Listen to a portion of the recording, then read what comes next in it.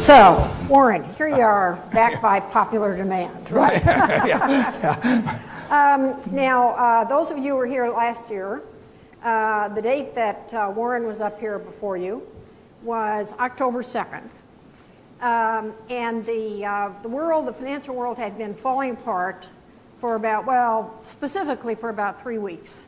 Yesterday, the president kind of added an alliterative phrase to it. He said we had buyouts, we had bankruptcies, we had bailouts. So I think maybe those 3 words are going to go into the lexicon. The first big companies to go were Fannie and Freddie. The next weekend, AIG and Lehman looked hard for money, and Merrill Lynch was bought by B of A. Lehman went bankrupt a year ago today. 2 days later, it was AIG announcing that $185 billion infusion, which has now gone up to a commitment of $180 billion. Now, there was a lot, and you had made your investments in Goldman Sachs and GE by that point. The GE one had just been announced. There were a lot of things I think maybe you couldn't say at that time about the calls you were getting. So tell us, if you can, what kind of calls you were getting, and how much emotion was in them, and what were you saying? I was saying no. There were obviously, particularly the September 12th, 14th weekend, there were loads of calls, and it accelerated on Friday, which I guess would have been the 12th. Right. Yeah, and AIG at that time realized that they were going to have to come up with, I think the figure was $18 billion, although it moved around some, but they were going to have to come up with $18 billion by the following Wednesday. And they weren't too far along on that goal. They had nothing at the parent company, and so they were looking to sell assets, do almost anything on that Friday. I went down to the office Friday night. They sent me some material on their major property casualty insurance operation. I spent about 2 hours looking at not so much what they sent me, but what I already had in the files. And I called finally about probably 9 o'clock my time, 10 o'clock Eastern time. I called Bob Willemstad back, and I said, don't waste your time on me, because I'm not going to be able to do anything for you, and you've got plenty of things to do between now and Wednesday. So count me out on that one. Although we'll see later, it got resuscitated. The next day I went to at a social engagement in Edmonton, Alberta, of all places. I promised some people I'd go to a fair up there. So we flew up there, and about 6 o'clock in the afternoon at Edmonton, in this hotel, I didn't know anybody even knew I was there, and I was about to go down to a party. The phone rings, and it was Bob Diamond of Barclays and Michael Klein, who was the investment banker involved. And it was interesting because at that time, and this was about 8 o'clock New York time, Barclays wanted to buy all of Lehman. I mean, if that deal had gone through, history really would have been changed. And they were working on buying all of Lehman. The British authorities had told Barclays that they could not essentially commit themselves for more than what I believe was £3 billion without a vote of shareholders. And there was no time to have a vote of shareholders. And they were afraid that nobody would deal with Lehman, and they'd have all these problems with clearing trades, et cetera. So they wanted Berkshire Hathaway to be the insurer of all the Lehman activity between the time that they signed something and when they could get the shareholders to vote and meet the British test. And they described something to me over the phone. I didn't understand it. I mean, I understood in a general way what they were talking about, but we were talking a lot of money. So I said, why don't you fax me the details, and I'll go to this party, and I'll get back here about midnight, and then I'll get back to you. But lay it all out so I can understand it. Tell me how much coverage you need, and tell me how much you'll pay. And I came back at about midnight, and I thought for sure there would be something there, but there was nothing there.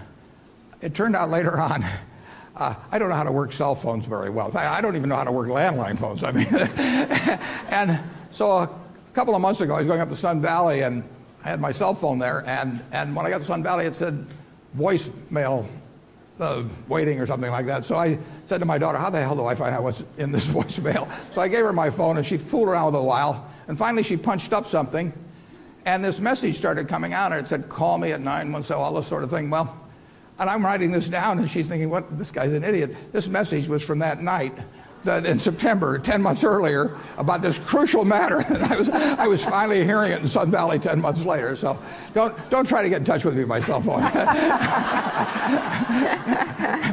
Do the old-fashioned stuff.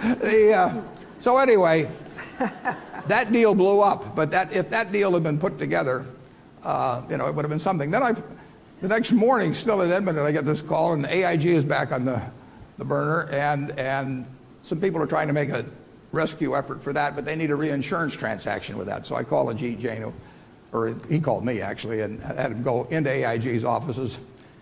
And then late that afternoon, a private offer was put in to put money into AIG, a significant amount, but I think maybe not more than $20 billion, which would not have done the job, as it turns out. And we were going to be part of a reinsurance transaction if that went through. And then Sergey Brin and his wife Ann were coming into Omaha. They'd planned that for a long time, so I went to dinner with them. So I was wondering what the hell was going on all the time I was talking to the two of them. And then I got back about 9 o'clock, and that deal had blown up. So that was quite a weekend. And incidentally, today is the one-year anniversary, I guess, of Lehman going down. And Barney Frank has said that, I guess it was yesterday, because he said September 15th should be called Free Market Day, because the free market let Lehman go down on September 14th, and they saw what happened on September 16th. The government came in to rescue AIG. So September 15th stands out as the one free market day in the financial history of the United States at the moment. So give us your assessment. Here we are almost a year later. How do you think it's worked out? How do you think we'll not hit the economy right now, we'll just take the financial markets. How do you think the government, what's success? Do you feel they've done a good job, bad job? What do you think? I think they've done a terrific job, all things considered. I mean, it's easy to sit and say they should have done this one or that one, but you've had people there that are working 100 hours a week, that working with incomplete information, with getting hit by one news item after another that changes the calculus. And we were right at the brink. I mean, if you go back a year ago, today or tomorrow or whenever it may be, we were close to the financial markets just totally stopping. They had stopped in some respects, but just a little later on the money market funds and commercial paper. This country was becoming economically not only dysfunctional, almost inoperative. And I give enormous credit to the people at the top then and then later on. Tim Geithner was a factor then, but he's now in a different position. But Ben Bernanke, Hank Paulson, Sheila Bair, I mean, we were very well served as a country. They did some things I don't like, some things that may cost me money, but overall, I'm a lot better off because they were back there, and so is everybody in this room. Now, are there any unsung heroes that you could mention?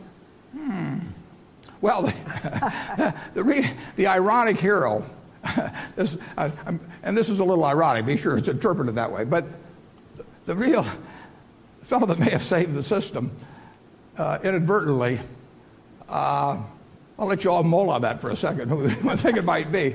Wasn't anybody in this room.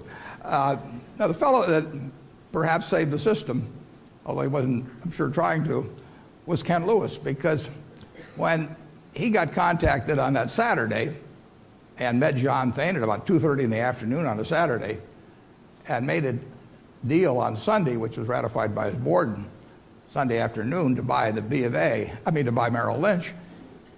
If he hadn't bought Merrill Lynch on Monday, with Lehman having failed, Merrill Lynch would have been about a nanosecond afterward. And if you think Lehman caused trouble, just imagine Lehman compounded by Merrill Lynch. So, I don't understand why it was bought on Sunday at X when you could have bought it the next day for pennies. That's another question. But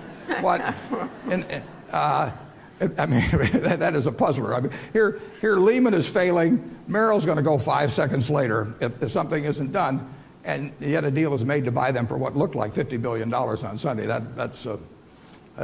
we'll leave for somebody else. But that action, I don't know what they would have done on Monday morning with Merrill following that fast, because the authorities would have known, we just can't take this, but to act that fast over the weekend, you've got a little time. I mean, everything had to be done always before the Asian markets open. I mean, I knew with Bear Stearns it was going to happen 1 minute before the Asian markets open. All of these things, that's the way it works.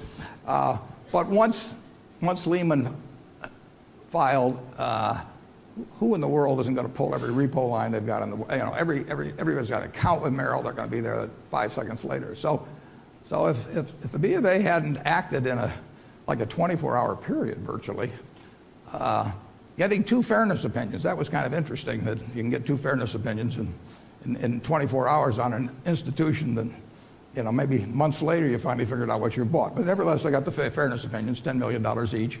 And they made the deal, and like I say, he may be the man that inadvertently saved something that was a lot worse than what happened. It was an extraordinary period. I mean, we came so close to a total meltdown. And frankly, if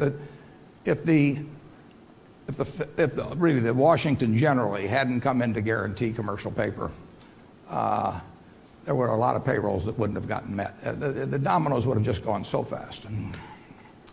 Well, now, mainly up to now, and I'll be getting to questions out there, so be thinking of them. Mainly up to now, we've talked about the financial markets. Now let's talk a little bit about the economy. And Berkshire, actually, journalistically, is probably a very good guide to what's going on in the economy, because you have so many businesses that just stretch completely over the spectrum. You've got private aircraft, luxury item, that's NetJets. Paint, that's Benjamin Moore. And underwear, and that's fruit of the loom. And there are all these other businesses in between, including some represented here this week.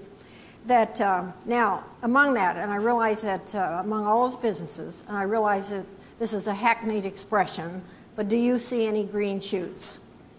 The answer is no, but I don't see things getting worse either. It's been the chaos in the financial markets spilled over into the economy extraordinarily quickly. I mean, it was amazing what happened around October 1st last year. It was like, somebody pushed a button in some science fiction movie and reset 300 and some million Americans' attitudes toward saving, luxury purchases, all kinds of things. And it was reset whether they were affected by it or not. That's the interesting thing.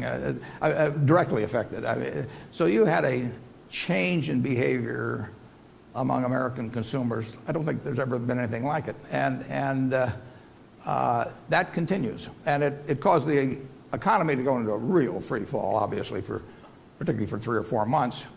And then it's more or less settled there. Now the comps become easier. I mean, when I start looking at our retail sales comps in the month of September, obviously I'm starting to see them compared against a year ago when they'd already started down somewhat. So I compare against 2 years ago just as well as 1 year ago always in trying to analyze where we're going. But we do have 70 plus businesses. And we're in a couple businesses that really aren't affected very much, even though we're in insurance and public utilities. Even in the utility business, we have seen a drop off, weather adjusted, in kilowatt hours used both residentially, and then when you really see it is in the industrial loads and all of that sort of thing. But it's like nothing we've seen since World War II, where the figures sort of start for us. We are not seeing a bounce, but we're not seeing any deterioration. But it's going the right way. Now, where you do see an improvement, I get a lot of figures. We're the second largest real estate brokerage firm in the country. And I get figures not only on the sales of houses, but the pending sales and the contracts signed and all that sort of thing, listings. And if you just take California, if you take the houses in the $500,000 and under category, they are moving. And the prices are not deteriorating. The stuff moves. The inventories are 2.5 months or something like that of listings to sales. But once you get to 900,000 above, I don't know why they use that as the break point, but if you get to those, you've got 20-odd months of inventory, and they're not moving, and the prices are gapping and that sort of thing. So you've got this situation with housing, and the reason you're getting with housing is we form about 1,300,000 households a year. And we were creating about 2 million residential units a year for a while, and surprise, surprise, we had too many units after a while. Now, the only thing you can do then is, you either blow up a bunch of houses, I mean, cash for clunkers type thing, right. So you go out, and that will work. I mean, if you blow up 2 million houses, well, the housing market problem will be over. So, but that seems to be a little politically dangerous.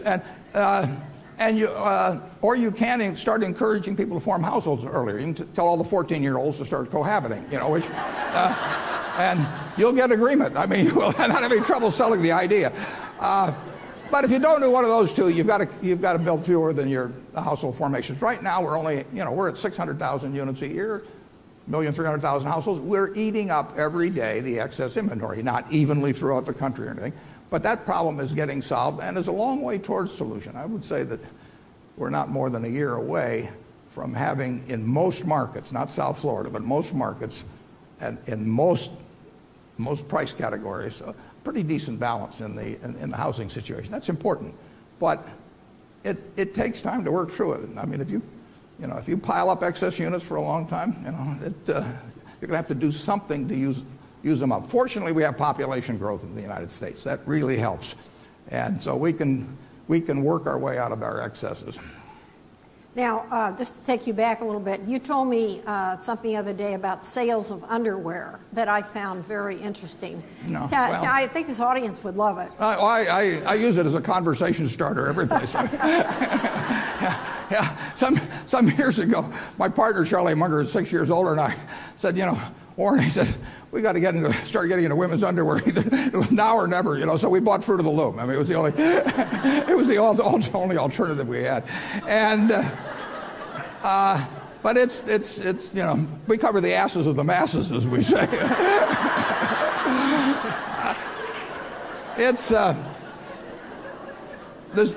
There have been a couple of stories about underwear indicating what's going on. Well, I will tell you, underwear is not selling that great yet. No, but you told me about something about the patterns of spending by women. You don't recall this? I'll repeat it. Well, women buy underwear. Women buy underwear, and therefore, what's happening? Women are still buying their own underwear, but they're not buying for men. That's true. I wasn't sure whether I should point it out to this audience what their real behavior pattern is, but the truth, when you skip on your husbands.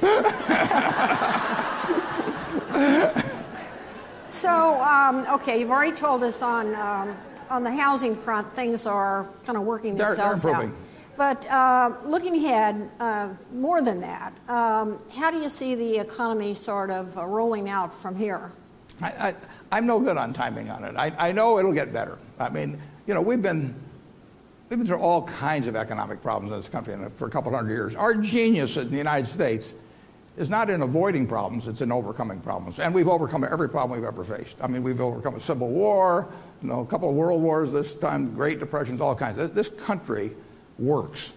But it doesn't work every single day and every single month. Right now it's sputtering. And how long it sputters, nobody knows for sure. But the one thing you know is that for sure, and I think it'll be much shorter than this, but 3 or 4 years from now, everything will be fine. And it may come much sooner. It's hard to tell. Mm-hmm. Mm-hmm. I don't know that, though. From a standpoint of making the decisions I make, I don't care. Now, I mean, I'd like to see it do it for the country itself, but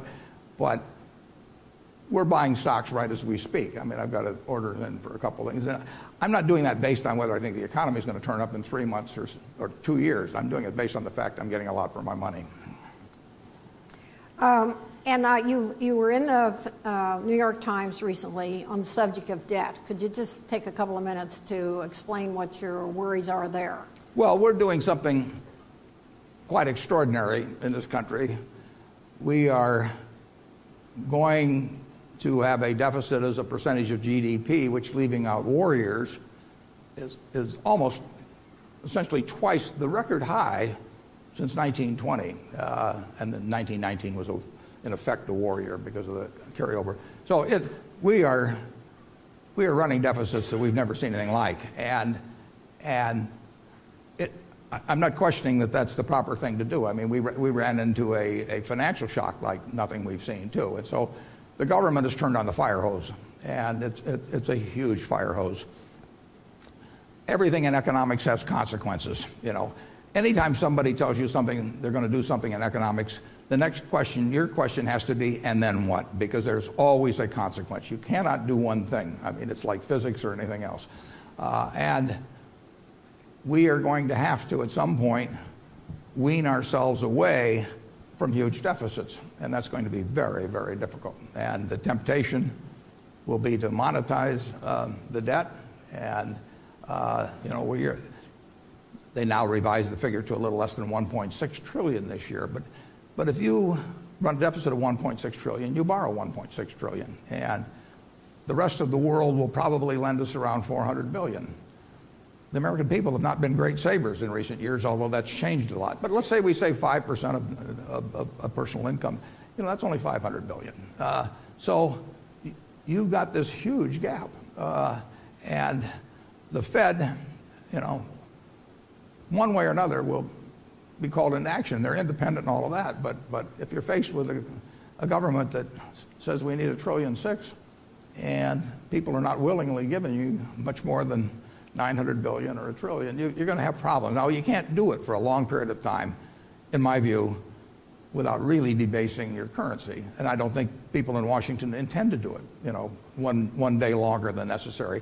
But it's going to be very difficult to wean yourself away from that, because if you're taking in perhaps 2.2 trillion this year, and you're spending, you know, 3.8 trillion or whatever the number may be, getting the spending down from 3.8 trillion towards some much lower point, or getting the revenues up from 2.2 trillion when you say you're not going to raise taxes on people, you know, you're going to have a problem at some point. It can be solved. I mean, this country has amazing resilience, but it won't solve itself. And as we get richer as a country, we can handle more debt, just like an individual or a corporation. So I don't worry about the fact that we run a deficit.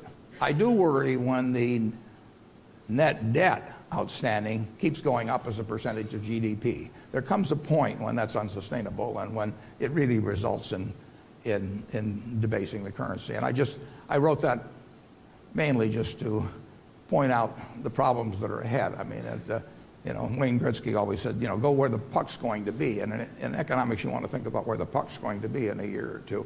You know, the time to tackle the subprime crisis was not when it became a crisis. It was a few years earlier. So I at least wanted to point out the importance of thinking about that at this point.